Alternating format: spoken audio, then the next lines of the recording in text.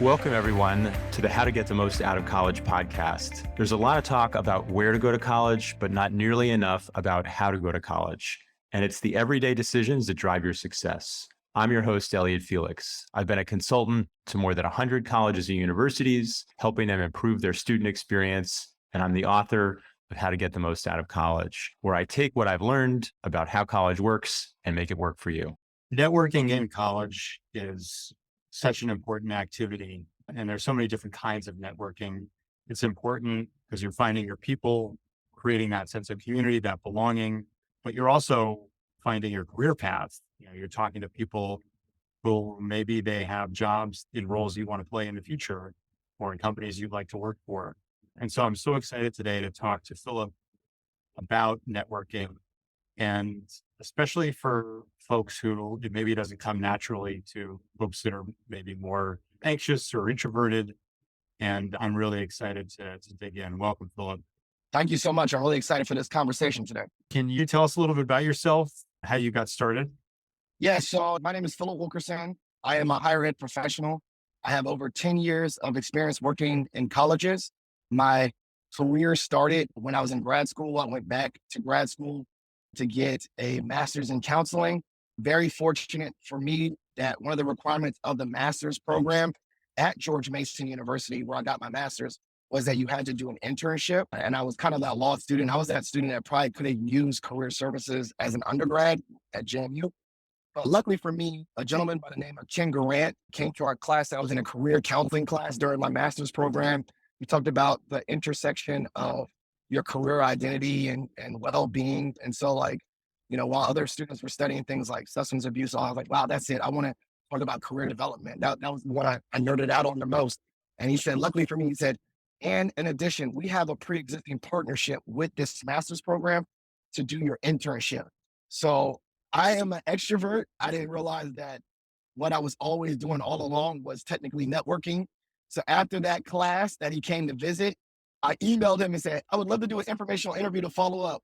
And I would love to do a site visit to the office on campus. And he was like, Philip, okay, leave me alone. You got the job. You got the internship. He liked my assertiveness. And so I did my last year of my graduate school program was at the actual career center that I work at now. And I loved it. That was back in 2011, 2012. And from then, that just started my trajectory, my career in higher ed, working at different institutions throughout the Northern Virginia area, the DC area. But I came back to Mason in 2017, where I currently work as an employer engagement consultant in the Career Center. In addition to that, I'm also the faculty advisor for a few student organizations here at Mason. One is the GMU chapter of the NAACP. Another is the Iota Alpha chapter of Alpha Phi Alpha Fraternity Incorporated, the first historically Black collegiate fraternity. And lastly, the National Society of Leaders in Success. So I'm the faculty advisor for those three student orgs, and that gives me an opportunity to still have a touch point on students while my role is mainly in employer relations. I love all the different hats you're wearing and how they all connect to career planning, career exploration, career development. I also love the connection. I believe I interviewed one of your Alpha Phi Alpha brothers, Cedric Howard, on mentoring for an earlier episode, so folks can check that out. Yeah, I mean, the world of Alpha is so small. I joke, but every time we have like a career fair or some form of professional engagement, my coworkers joke with me. They say, when is Philip going to drop that he's an alpha? And I'm like, in the first 2 seconds, we get a lot of pride with that. But also generally the networking is so small. Like we joke that every time we do a career fair and I see a Black male recruiter, I say, okay, I bet you money that we intersect in some way. And people joke, but usually they're not only just a member of Alpha, but they're a member of another Divine Nine organization. Being involved in external organizations is a great way. Those bonds are beyond the wall of George Mason, being in the Alphas or being in the NAACP or being a part of organizations. So that network is really, really strong. And after your podcast, talking about following up and networking, I actually did reach out to Brother Cedric and say, hey, I listened to your episode. I loved it. So we built a connection off of your show because of that shared bond we have. And so thank you for that. Well, thank you. I mean, in a way, that's the story about networking and the power of joining organizations with, shared purpose and shared promise as a way to build those connections. I would love to hear a couple of other stories from your experience, students you've worked with or helped that have really leaned into networking to build these connections, in their university, in their program, but also with, mentors, role models, employers. Can you share some success stories for us? Yeah, 100%. I always talk to students and say, you know, the main thing about your college experience, having a holistic experience, is that you need to get outside of your dorm and build relationships. Relationships are key. I always joke like return of investment. You can just as easily go to a remote school, right? Like pay all this money, get a diploma, go to a remote school, and you'll get your degree. So, what is the value add of actually going to a brick and mortar school? And I say the actual main draw to going to a real brick and mortar school, going in person, is the relationships that you get to build, right? And so, early on, I tell students that you already have an embedded network. When I do like a networking session, we talk about the 5 F's of networking. People are like, oh, I don't have a network. I'm like, you literally just walking in the world, you already have an extension of who you are. You have a network. And so with the 5 F's, friends, family, formalized or foundational organizations, fellow classmates, and faculty members. I usually say to a student, write out what you want to do in life. I can guarantee, like, if you want to be a doctor, go down the 5 F's, and I bet you can find at least one person in those extensions that will talk to you or, do an informational interview with you. And I tell people that all the time that networking is not about who you know, but the opposite. It's who knows you. Your reputation precedes you. The things that you're aligned with, they speak volumes. If I meet a brother of Alpha, I already assume that we have, as you said, matching ideals. Now, to take that to the next level, I've mentored countless students. I'll just say any student that has been a student leader of any organization that I've had the opportunity to faculty advise has just been rock stars. So I'll give you a good point. I get an email from 2 young ladies, Dominique and Shelby. They're all formal. They said, Mr. Wilkerson, as you know, the faculty advisor for the NAACP is gone.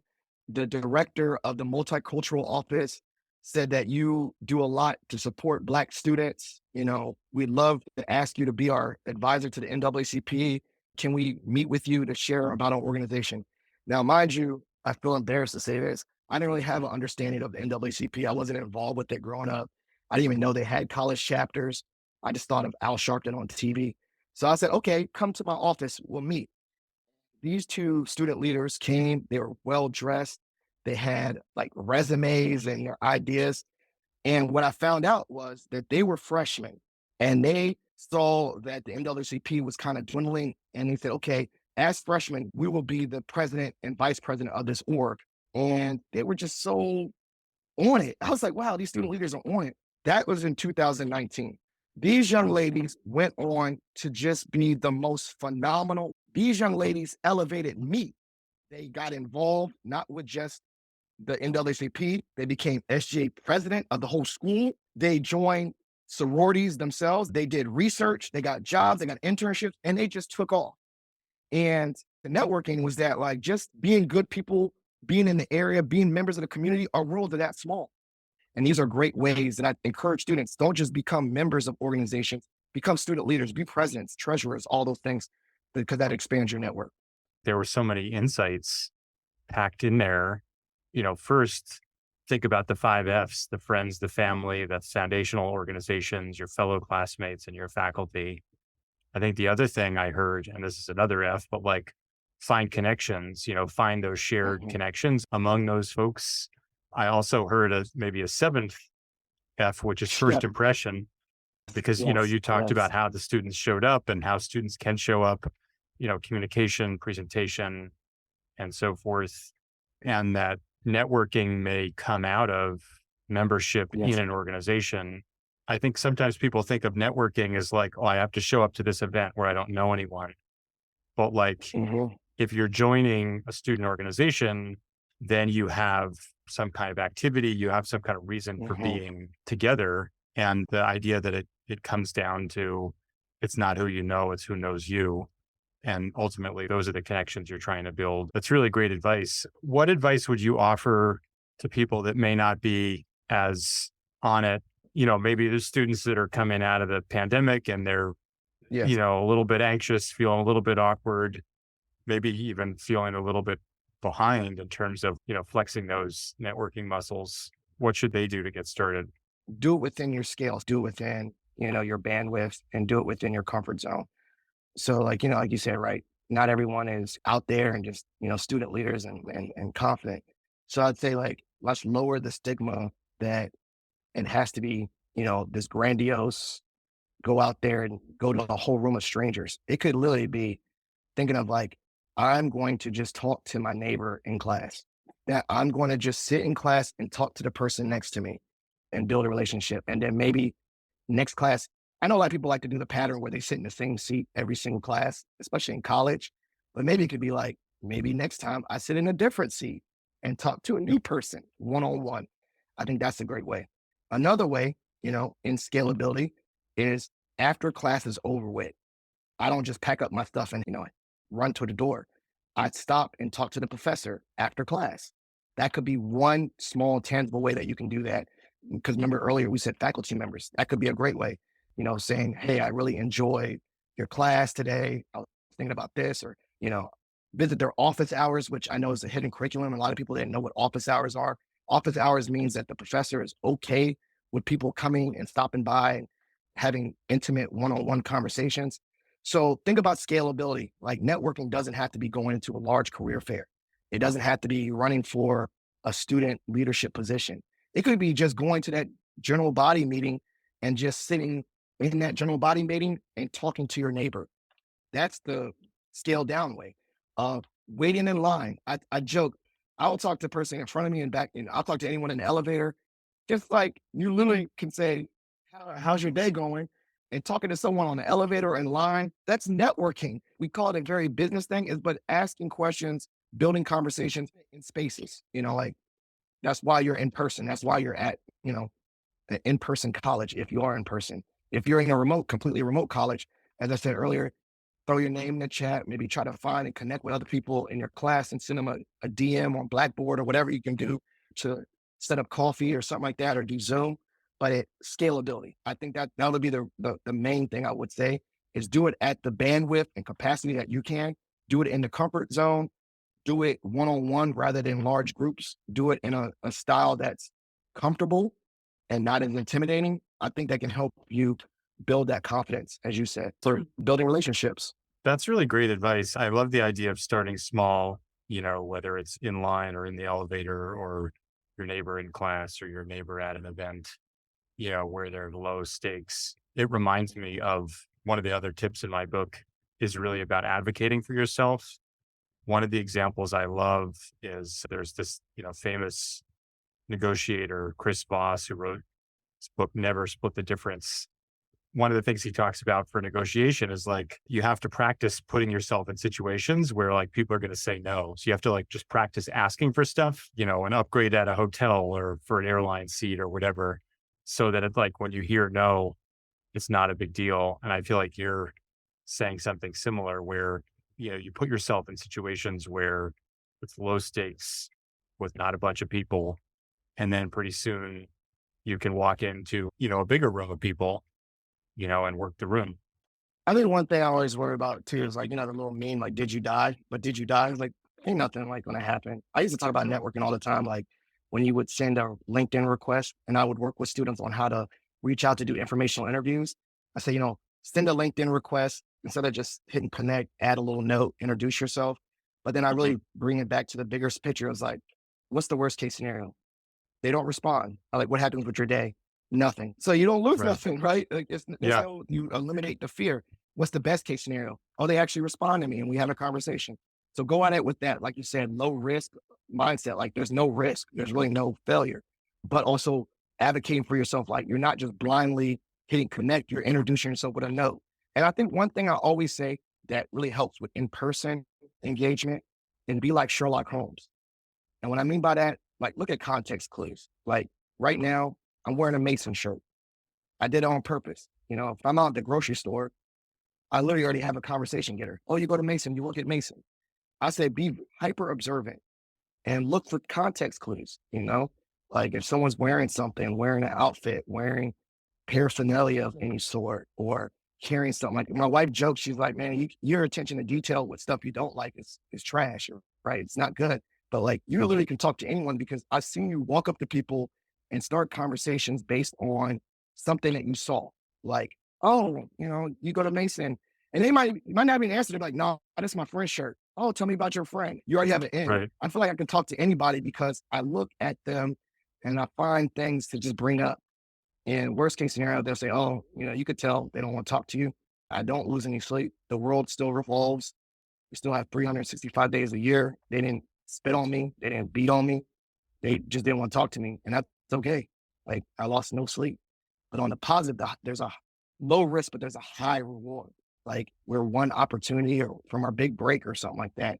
I was like, maybe we're one relationship from that too. Like maybe that one conversation I had with the elevator is the person that's going to change my life. I didn't know it. One conversation away from that.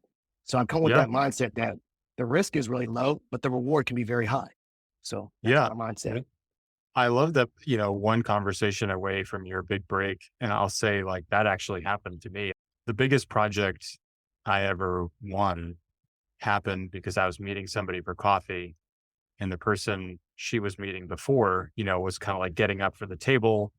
And we had maybe like 2 minutes of time to fill while she was paying the bill and he was leaving, and we ended up talking about libraries and how a lot of what we do at Bright Spot is planning next generation libraries. And turns out he had a project in mind. So you really are like one conversation away from your big break.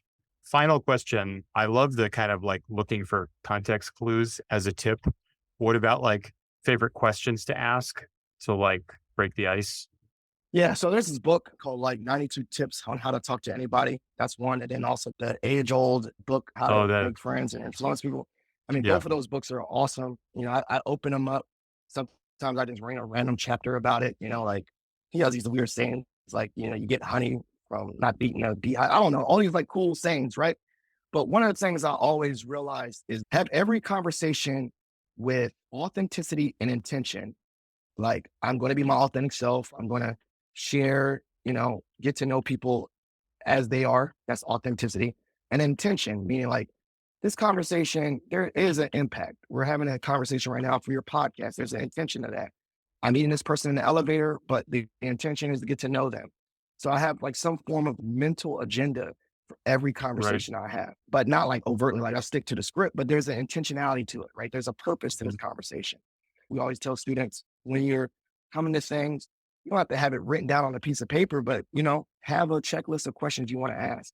I think the questions that I would say is questions that invoke active listening as the response. So people love to talk about themselves. People love to share their stories. Asking questions about people is always great. Never ask directly for a favor, right? That does not open a door, right? Like, hi, can you do something for me? No, that doesn't. Those are not good questions to ask. More like, hi, are you from this area? Are you new? What do you like about this collab? Like just questions. And then my thought is the flip side is being very active and listening to their responses rather than being able Thinking to, about what you're going to say having a next. response. Yeah. Sure. My thing is I always joke too. When I meet people professionally, I don't ask about their job first. I'd be like, did you grow up in the area? You can even be like so observant about this thing. Like, let's say you meeting at Starbucks, right? You're like, man, this line is long, right? Like you can talk about what you both observed in that situation, or if Right. you're at a Something in conference, common. like it's something in common, like, wow, what do you think about that keynote speaker that we both listened to? You know what I'm saying? So, just asking questions, open-ended questions that lead to conversation, not just a yes, no answer, and really trying to get to know people. Tell me a little bit about yourself. Do you know anyone else here? I could be asking all kinds of random questions, and I'll just be thinking about what comes in my mind, but I want to get to know people. And then here's the main thing about that. If you're going to ask open-ended questions and actively listen to it, really, really try your hardest to remember it. That really impresses everyone in networking. Like the amount of times where I joke, my to-do list memory, my wife was like, you don't remember anything I told you to do, but you remember who you sat next to in the ninth grade and that their favorite color is pink or something. Like I just random stuff, but really attach it. One of the great stories I've learned, I don't know whether you have a positive feeling about Bill Clinton or not, was that he had index cards. Don't have to be all this extra, but he had index cards about people. He made like a personal dossier about people. Mhm. And he had the uncanny ability to pick up a conversation where he left off with people years later. You'd run into someone at a foundation at a golf tournament and say, how's your grandma doing? You told me about 10 years ago. Really impressed when you remember things that you talked about. So I Right. really try to remember things.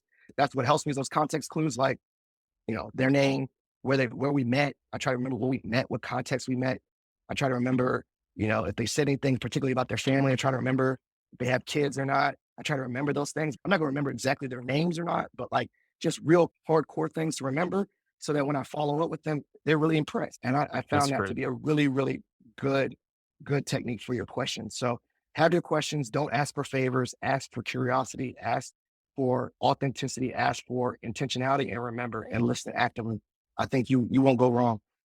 Great advice, Philip. Thank you so much for your time and insights today. Well, thank you so much. I think what you're doing is great. I think, the learning about college is not just in the classroom, but outside the classroom. I love that you're talking about topics that are beyond the curriculum. There is a hidden curriculum, but there's also like not a secret curriculum, but there's something that when you go to college for 4 years, you're learning not just things to like build a skill or a discipline, but you're learning things that should transfer to your life afterwards, like how to make friends. You learn a lot of that in college, how to build a network in college, how to find a mentor. There's these life things that you should be learning in college too, not just your A to Right. B research papers. So thank you for this. I think this is a great platform to talk about that. Thanks everyone for listening. Remember to subscribe, rate, and review us wherever you get your podcasts. And check out elliottfelix.com for all the episodes and the articles I've written, talks I've given, and more information about the book.